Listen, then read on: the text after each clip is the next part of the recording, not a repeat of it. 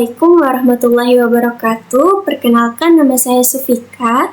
Saat ini saya sedang berkuliah di Politeknik Negeri Sambas dari program studi Akuntansi Keuangan Perusahaan jurusan Manajemen Informatika kelas 2A. Nah, di sini saya akan memberikan tutorial mengenai pelaporan SPT melalui simulator Cortex. Nah, langkah pertama yaitu kita buka Google Chrome. Lalu kita ketik simulator Cortex. Setelah itu kita klik simulator Cortex, maka tampilannya akan seperti ini. Pertama-tama setelah memasuki website simulator Cortex, yaitu mengisi bagian ID pengguna dengan menggunakan nick. Setelah itu mengisi bagian password. Untuk password yang ada di simulator Cortex bisa dilihat dari tanda tanya yang ada di dekat tanda mata, lalu disalin dan mengisikannya di bagian password. Selanjutnya mengisi bagian bahasa dengan memilih menggunakan bahasa Indonesia. Setelah itu klik login. Setelah login akan muncul informasi awal. Untuk informasinya bisa dibaca saat memasuki Cortex. Setelah itu akan muncul tampilan beranda. Di pojok kiri atas akan ada tampilan surat pemberitahuan SPT. Lalu diklik dan pilih menu atas sendiri, yaitu surat pemberitahuan, yaitu memilih jenis pajak. Nah, jenis pajak yang kita pilih jenis PPh orang pribadi. Kemudian langkah selanjutnya yaitu pilih periode pelaporan SPT. Untuk jenis periode SPT yaitu pilih SPT tahunan. Dan untuk tahun pajak, pilih periode dan tahun pajak di tahun 2025. Mengapa periode yang dipilih 2025? Karena pada SPT yang akan dilaporkan adalah tahun periode sebelumnya. Nah, langkah selanjutnya itu mengecek bagian jenis SPT, periode dan tahunan pajaknya, apakah sudah terisi dengan benar, dan jika sudah benar, maka klik bagian model SPT. Nah, di bagian model SPT terdapat dua pilihan, yaitu normal dan pembetulan. Untuk pilihan normal, yaitu saat ketika pertama kali melaporkan SPT periode sebelumnya. Sedangkan untuk pilihan pembetulan, yaitu ketika sebelumnya sudah pernah melaporkan SPT tahunan periode sebelumnya, tetapi terdapat beberapa kesalahan sehingga melaporkan kembali SPT untuk pembetulan. Kemudian setelah semua sudah terisi, klik di bagian buat surat pemberitahuan pajak. Setelah konsep SPT sudah terbuat, akan muncul konsep di menu. Setelah itu, klik bagian pensil untuk mengisi konsep SPT. Untuk bagian judul yang diisi adalah metode pembukuan atau pencatatan dan sumber produksi. Untuk metode pembukuan atau pencatatan, diklik bagian pencatatan. Dan untuk sumber produksi, diklik bagian pekerjaan. Selanjutnya adalah bagian yang berisikan identitas wajib pajak. Biasanya di bagian sini sudah otomatis terisi identitas wajib pajaknya. Nah, selanjutnya bagian B yaitu ikhtisar penghasilan neto, yang dimana pertanyaannya apakah Anda menerima penghasilan di negeri dari pekerjaan, maka kita jawab ya karena dia sebagai pekerja di dalam negeri. Nah, pertanyaan selanjutnya, apakah Anda menerima penghasilan di negeri dari usaha atau pekerjaan bebas? Jawabannya tidak, karena dia bukan sebagai seorang usahawan atau pekerja bebas. Nah, pertanyaan selanjutnya yaitu apakah Anda menerima penghasilan di negeri lain? Jawabannya juga tidak, karena tidak menerima penghasilan dari negeri lain. Kemudian pertanyaan selanjutnya yaitu apakah Anda menerima penghasilan dari luar negeri? Jawabannya juga tidak, karena tidak menerima penghasilan dari luar negeri. Nah, kita memasuki perhitungan pajak terutang, yang dimana pertanyaannya penghasilan bersih setahun. Nah, ini didapatkan dari 1A ditambah 1B ditambah 1C dan 1D. Nah, maka hasilnya akan otomatis. Dan yang soal ketiga yaitu apakah terdapat pengurang penghasilan neto seperti kompensasi kerugian atau zakat yang diterima selain yang telah diperhitungkan dalam formulir BPA1 atau BPA2? Jawabannya tidak, karena kita tidak menerima kompensasi kerugian atau zakat yang diterima. Nah, kemudian penghasilan neto setelah pengurang penghasilan neto. Nah, ini didapatkan dari hasil pengurangan nomor 2 dan nomor 3, maka hasilnya juga akan otomatis terisi. Nah, kemudian soal yang kelima yaitu penghasilan tidak kena pajak. Ini kita isi sesuai dengan PTKP-nya. Kemudian penghasilan kena pajak.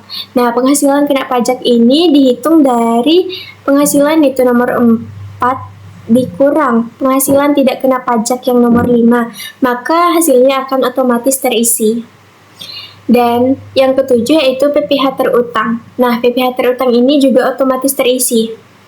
Nah, yang kedelapan yaitu apakah pengurang PPh terutang? Jawabannya tidak, karena memang tidak terdapat PPh terutang.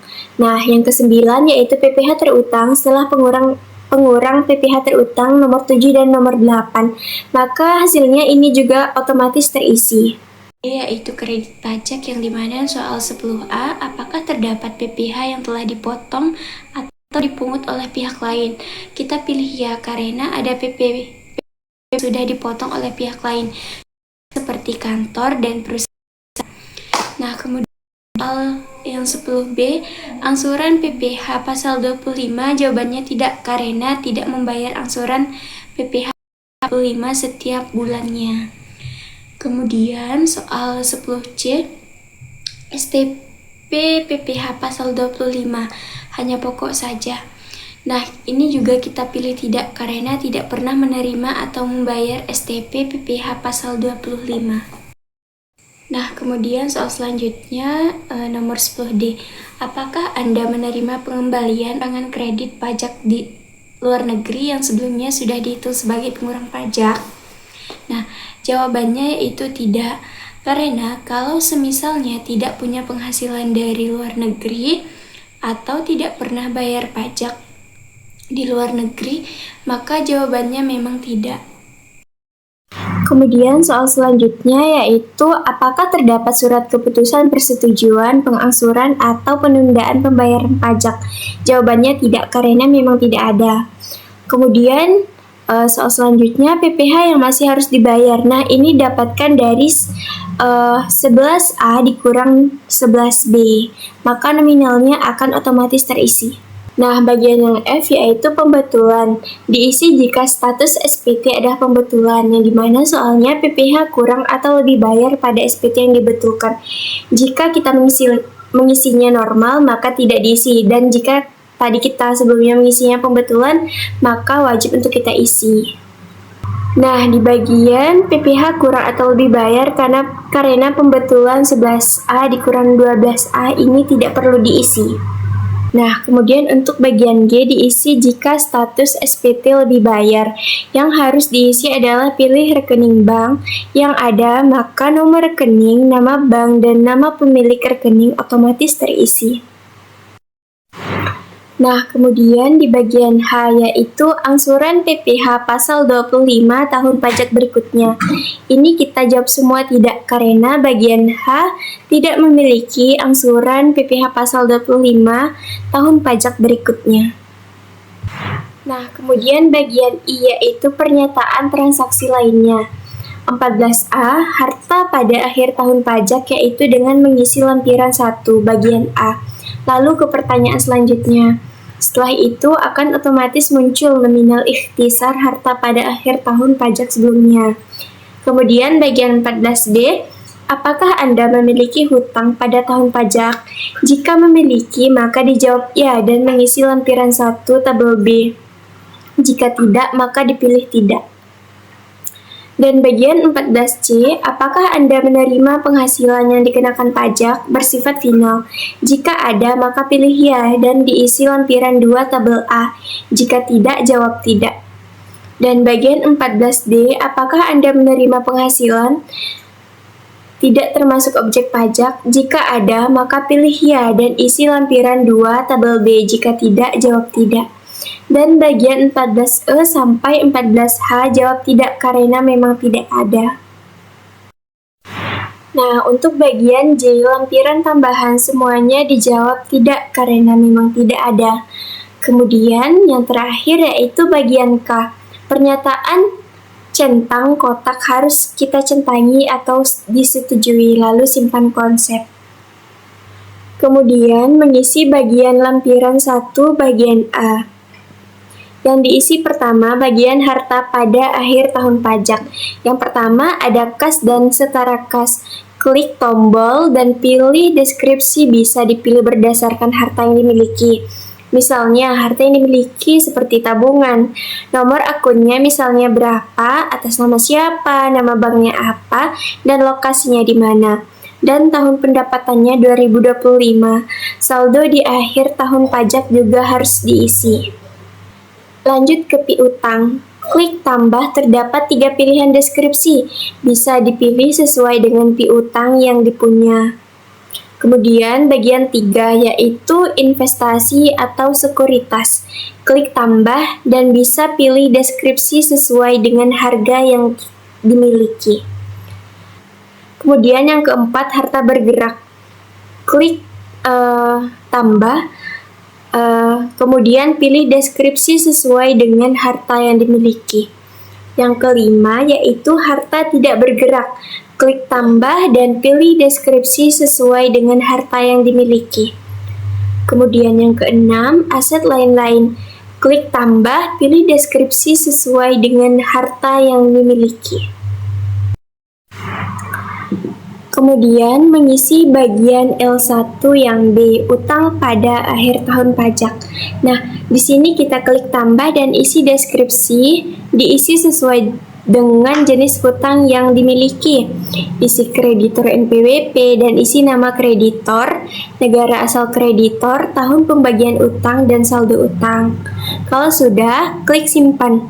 Dan untuk bagian C, daftar anggota keluarga yang menjadi tanggungan akan otomatis terisi. Yang D, penghasilan neto dari dalam negeri, dari pekerjaan. Nah, di sini kita klik tambah, lalu isikan nomor identitas pemberi kerja.